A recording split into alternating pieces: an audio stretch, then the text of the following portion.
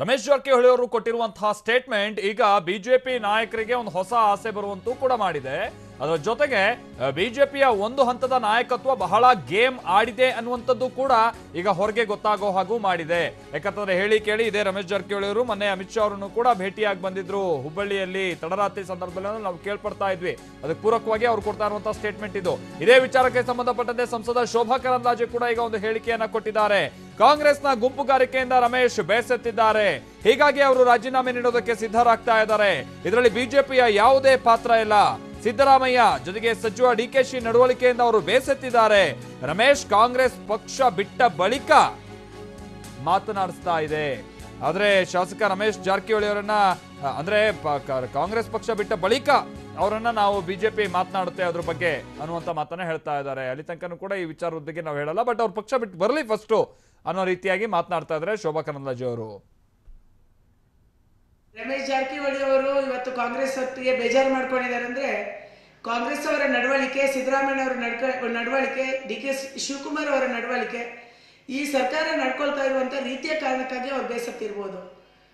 ಇವತ್ತು ಕಾಂಗ್ರೆಸ್ಸಿನ ಆಂತರಿಕ ಜಗಳವನ್ನ ಭಾರತೀಯ ಜನತಾ ಪಾರ್ಟಿಯ ತಲೆ ಮೇಲೆ ಕಟ್ಟುವಂತ ಒಂದು ವ್ಯವಸ್ಥಿತ ಷಡ್ಯಂತ್ರ ನಡೀತಾ ಇದೆ.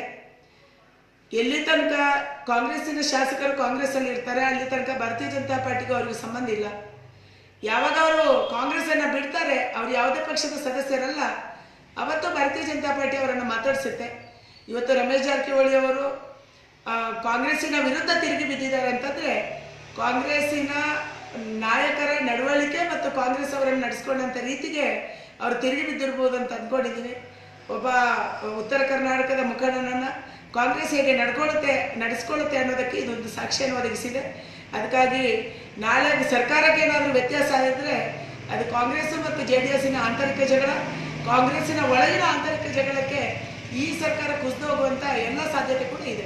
ರಮೇಶ್ ಜಾರಕಿಹೊಳಿ ಓಕೆ, ಇದು ಶೋಭಾ ಕರಂದ್ಲಾಜೆ ಅವರು ಈ ವಿಚಾರವನ್ನು ಹೇಗೆ ನೋಡ್ತಾ ಇದ್ದಾರೆ ಅನ್ನುವಂಥಕ್ಕೆ ಸಂಬಂಧಪಟ್ಟಂತೆ ಅವರು ವ್ಯಕ್ತಪಡಿಸಿರುವಂತಹ ಅಭಿಪ್ರಾಯ. ನಾವು ಪ್ರತಿನಿಧಿ ಕಿರಣ್ ಇದಕ್ಕೆ ಸಂಬಂಧಪಟ್ಟಂತೆ ಮತ್ತಷ್ಟು ಡೀಟೇಲ್ಸ್ ಅನ್ನು ಕೊಡ್ತಾರೆ. ಕಿರಣ್, ಇಲ್ಲಿ ಸಂಸದೆ ಶೋಭಾ ಕರಂದ್ಲಾಜೆ ಅವರೇನೋ ಅವರು ಬಿಟ್ಟು ಬರಲಿ, ಅಲ್ಲಿ ಕಾಂಗ್ರೆಸ್ನ ಒಳಗಿರುವಂತ ಒಂದಷ್ಟು ಮನಸ್ತಾಪದಿಂದ ಅವ್ರು ಬೇಜಾರಾಗಿರ್ಬೋದು ಅನ್ನುವಂಥನ್ನೆಲ್ಲ ಹೇಳ್ತಾ ಇದ್ರು ಕೂಡ ಒಳಗಿನ ಗೇಮ್ ಏನಿರ್ಬೋದು, ಏನು ಎತ್ತ ಅನ್ನುವಂಥದ್ದನ್ನು ನಾವು ಅರ್ಥ ಮಾಡ್ಕೊಳ್ಳೋದಕ್ಕೆ ಖಂಡಿತವಾಗಿಯೂ ಕೂಡ ಸಾಧ್ಯ ಇದೆ. ಬಟ್ ಇದನ್ನ ಶೋಭಾ ಕರಂದ್ಲಾಜೆ ಅವ್ರು ಹೇಗೆ ನೋಡ್ತಾ ಇದ್ದಾರೆ, ಅವರ ಅಭಿಪ್ರಾಯ ವ್ಯಕ್ತಪಡಿಸ್ತಾ ಇರುವಂತ ರೀತಿಯಲ್ಲಿ ನೋಡಿದ್ರೆ ಹೇಗೆ ಇದನ್ನು ವಿಶ್ಲೇಷಣೆ ಮಾಡಬಹುದು ಅಂತ ಕೇಳಿ. ಮಾಲ್ತೇಶ್, ಇಲ್ಲಿ ರಮೇಶ್ ಜಾರಕಿಹೊಳಿ ವಿಚಾರದಲ್ಲಿ ಶೋಭಾ ಕರಂದ್ಲಾಜೆ ಅವರು ಕೊಟ್ಟಿರುವಂತಹ ಹೇಳಿಕೆ ಮತ್ತು ಬಿಜೆಪಿಯ ನಿಲುವು ಎಲ್ಲವೂ ಕೂಡ ಒಂದೇ ಇರುವಂತಹ ರೀತಿಯಲ್ಲಿ ಕಂಡು ಬರ್ತದೆ. ಯಾಕೆಂದ್ರೆ ರಮೇಶ್ ಜಾರಕಿಹೊಳಿ ಕಾಂಗ್ರೆಸ್ ಅನ್ನ ತ್ಯಜಿಸಿ ಬಿಜೆಪಿನ ಸೇರ್ಪಡೆ ಆಗುವಂತಹ ವಿಚಾರದಲ್ಲಿ ಬಿಜೆಪಿ ತೆರೆಮರೆಯಲ್ಲಿ ತನ್ನದೇ ಆದಂತಹ ಒಂದು ಪ್ರಯತ್ನವನ್ನ ಮಾಡ್ತಾ ಇದ್ರು ಕೂಡ ಎಲ್ಲೂ ಕೂಡ ಅದನ್ನ ಮೇಲ್ನೋಟಕ್ಕೆ ತೋರಿಸ್ಕೊಳ್ತಾ ಇಲ್ಲ. ಶೋಭಾ ಕರಂದ್ಲಾಜೆ ಕೂಡ ಕೊಟ್ಟಿರುವಂತಹ ಹೇಳಿಕೆ ಕೂಡ ಅದೇ ಆಗಿರುವಂತದ್ದು. ಎಲ್ಲವೂ ಕೂಡ ಕಾಂಗ್ರೆಸ್ ನಲ್ಲಿ ಆಗಿರುವಂತಹ ಬೆಳವಣಿಗೆ ಕಾರಣದಿಂದ ಬೇಸತ್ತು ರಮೇಶ್ ಜಾರಕಿಹೊಳಿ ರಾಜೀನಾಮೆಗೆ ಸಿದ್ಧರಾಗಿದ್ದಾರೆ ಹೊರತು ಬಿಜೆಪಿಗೆ ಅದಕ್ಕೂ ಬಿಜೆಪಿ ಸಂಬಂಧ ಇಲ್ಲ ಅನ್ನುವಂತಹ ಮಾತನ್ನು ಹೇಳಿದ್ದಾರೆ. ಮತ್ತೊಂದು ವಿಚಾರವನ್ನು ಇಲ್ಲಿ ಉಲ್ಲೇಖ ಮಾಡಿರುವಂತದ್ದು, ಎಲ್ಲಿವರೆಗೂ ಕೂಡ ಕಾಂಗ್ರೆಸ್ ನಲ್ಲಿ ರಮೇಶ್ ಜಾರಕಿಹೊಳಿ ಇರ್ತಾರೋ ಅಲ್ಲಿವರೆಗೂ ಕೂಡ ನಮಗೂ ಅವ್ರಿಗೂ ಸಂಬಂಧ ಇಲ್ಲ. ಅವರು ಕಾಂಗ್ರೆಸ್ ಅನ್ನ ತ್ಯಜಿಸಿದ ಬಳಿಕವಷ್ಟೇ ನಾವು ಅವ್ರನ್ನ ಸಂಪರ್ಕ ಮಾಡ್ತೀವಿ. ಓಕೆ, ಬಹುಶಃ ಸಂಪರ್ಕ ಕಡಿತ ಆಗಿದೆ ಅಂತ ಕಾಣಿಸುತ್ತೆ. ಬಟ್ ನಾವು ಪ್ರತಿನಿಧಿ ಕಿರಣ್ ಹೇಳ್ತಾ ಇದ್ರು ಅಂದ್ರೆ ಶೋಭಾ ಕರಂದ್ಲಾಜೆ ಅವರು ಕೊಡ್ತಾ ಇರುವಂಥ ಸ್ಟೇಟ್ಮೆಂಟ್, ರಾಜ್ಯ ಬಿಜೆಪಿ ಕೊಡ್ತಾ ಇರುವಂಥ ಅಭಿಪ್ರಾಯ ಆಲ್ಮೋಸ್ಟ್ ಎಲ್ಲ ಒಂದೇ ರೀತಿಯಾಗಿದೆ. ಅಂದ್ರೆ ಬಿಜೆಪಿಲಿ ಒಂದು ತಟಸ್ಥವಾದಂಥ ನಿಲುವನ್ನ ಹೊಂದುವುದಕ್ಕೆ ಜೊತೆಗೆ ಎಲ್ಲರೂ ಕೂಡ ಒಂದೇ ರೀತಿಯಾದಂಥ ಭಾವನೆಯನ್ನ ವ್ಯಕ್ತಪಡಿಸುವಂಥ ನಿಟ್ಟಿನಲ್ಲಿ ನಿರ್ಧರಿತ ಆಗಿರಬಹುದು ಅನ್ನುವಂಥದ್ದು ಕೂಡ. ಯಾಕಂದ್ರೆ ಬಹುಶಃ ಆಂತರಿಕವಾಗಿ ಇದಕ್ಕೆ ಸಂಬಂಧಪಟ್ಟಂತೆ ಬಹಳಷ್ಟು ಚರ್ಚೆಯೂ ಕೂಡ ಆಗಿರ್ಬೋದು.